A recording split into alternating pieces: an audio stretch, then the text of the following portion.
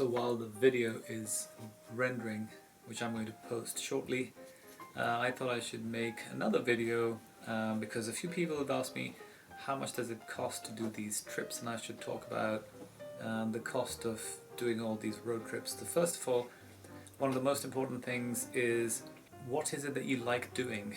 You need to decide, because these trips can be very tiresome for people who are not into driving and doing road trips, and also very expensive. But if this is your hobby, if this is something you really enjoy doing, then it's worth it. So for me, I don't go on very expensive holidays. I spend my money on road trips. But I guess if you went to the Bahamas, or if you went to the Caribbean islands, or one of those big, nice, fancy 5-star resorts, you would spend the same amount of money, spend a week there, and have 5-star experience. Whereas for me, it's kind of arrogant to say, but I've done enough of 5-star experiences in my life and don't really ever enjoyed them.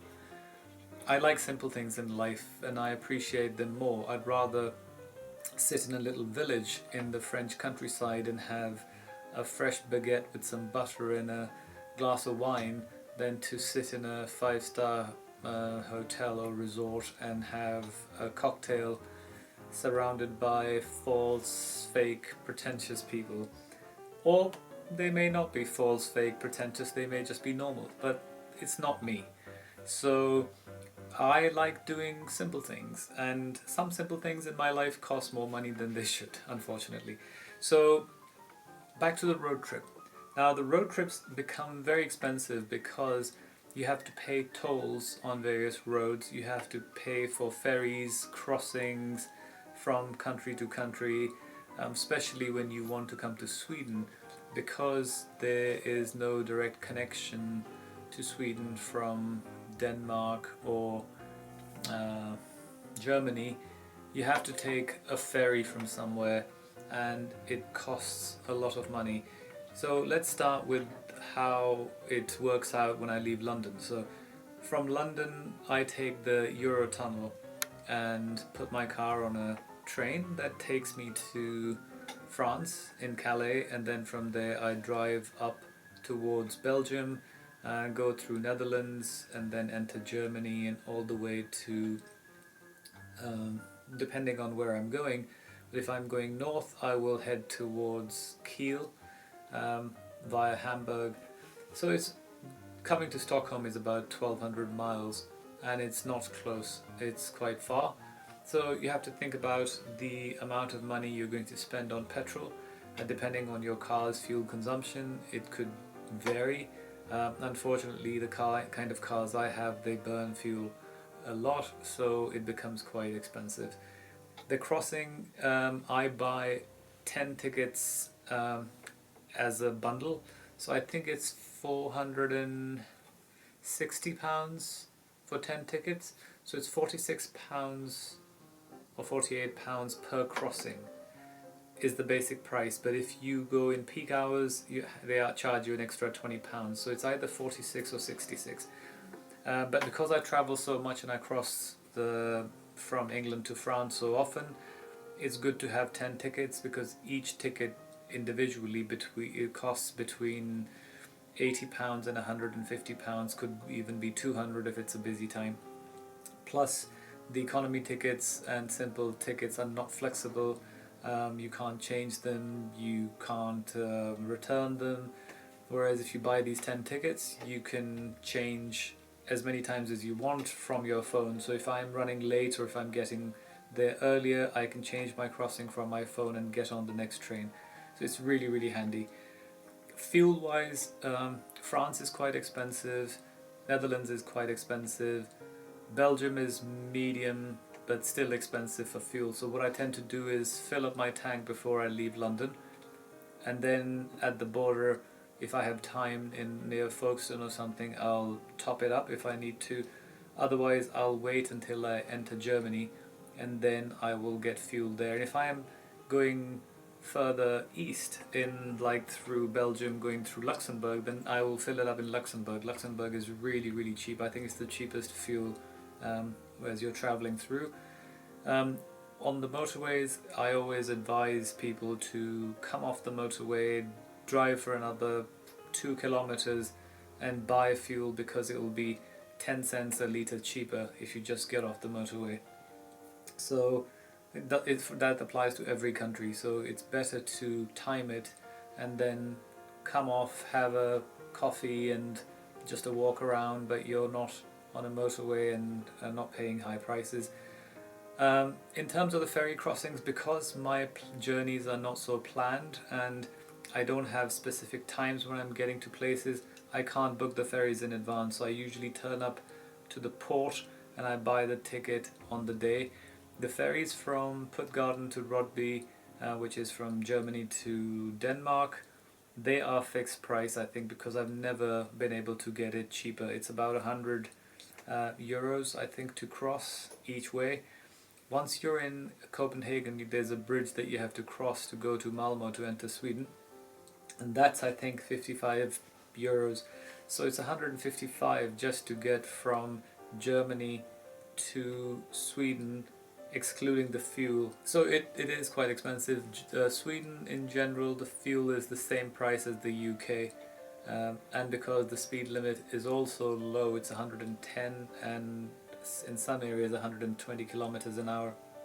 So if you stick to the speed limit, you get very good fuel consumption and you burn less fuel. In Germany, on the other hand, because the autobahns have unrestricted speed limits, I and most people end up driving really fast, and as a result the cars burn more fuel than they should, and it doesn't really save much time. It's just more for fun. So I usually do it for a little bit, enjoy the fun, and then go back down to about 150 kilometers an hour and then just put it on cruise control and just carry on.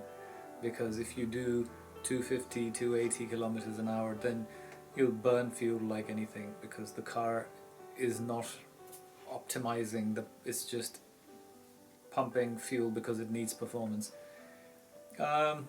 Other thing to think about is some roads may have tolls. So for example, when you drive through France on the motorways and Italy, you have to pay tolls. Because I have a right-hand drive car and I drive a lot, I have these little tags that I attach to the windscreen. When you come to the toll gate, it beeps you through and it charges you, and then at the end of the month you get the bill. A number of reasons, because if you're one passenger or one person in the car, just driving yourself and you're on the other side, you have to stop the car, get out, go to the other side, take the ticket out, put your credit card in, blah blah blah. It takes too much time. So having this, it costs, I think, £5 or £10 a year to have this little tag, maybe a little more, and maybe 15. I don't know, but it's really, really cheap and it's worth it. The other thing to take into account is your hotels. So depending on how many stops you're planning to make, you should budget for about 80 to 100 euros per night to stay in hotels plus food. So the trip, I mean, if you took a flight from London to Stockholm, it would cost you anywhere between 50 and maybe 150, 200 pounds max.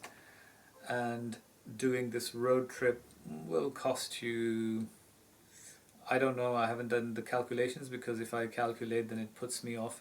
So I would say it would cost probably 500, if not more. But the joy you get out of this, I'd rather do that than fly and then get to the destination, stay in a 5-star hotel and walk around or have a rental car. I prefer having my own car. I like the roads, I like the journey, I like getting to the destination. It's, I think, part of me, because everything in my life, it's not the destination, it's how you get there is more important. So I enjoy the journey more than getting to the destination. Once I get to the destination, a lot of the times it's either disappointing, or if it's not disappointing, it gets boring quickly. So if you have everything planned and set in stone, then you think, right, now I have flights booked, I can't leave, I have hotels booked, so I've paid for all of this.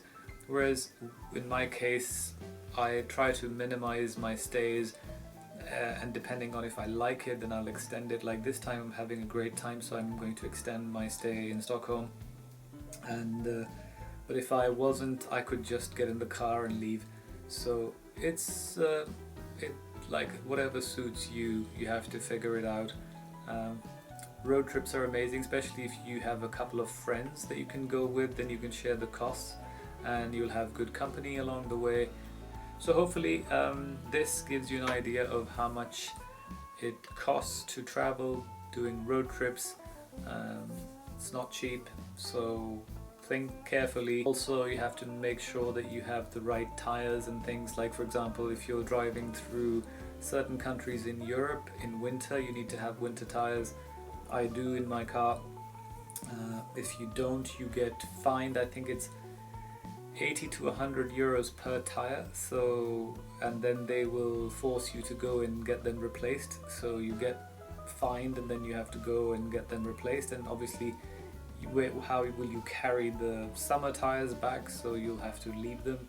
So don't do that.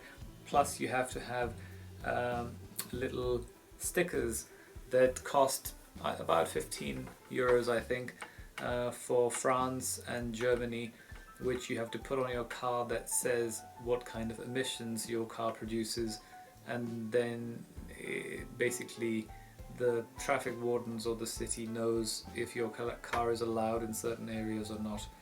My cars are new, so they're allowed everywhere, but if you have an older car, you have to make sure that you read the signs and you don't enter those zones, or that if your car is polluting.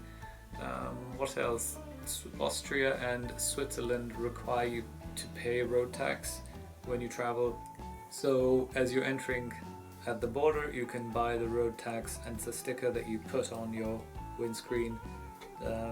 So the rest of Europe doesn't require it. As long as you've paid road tax in your own country, it's fine. Speeding, road regulations, again, it's the same as everywhere, but in foreign countries you have to be extra careful because your brain is not tuned and programmed to do certain things. Like parking against the traffic in the UK is normal, so if the cars are driving from the other side, you can go and park facing the oncoming traffic. Whereas in most countries around Europe, you have to go and turn around and park in the same direction as the traffic is flowing, so when you're leaving the parking space, you're not coming onto the oncoming traffic. Doesn't make any difference, but those are the laws and they'll give you a ticket. So yeah, hope this was of some use. If you have any further questions, please leave your comments and questions below. Take care. See you soon.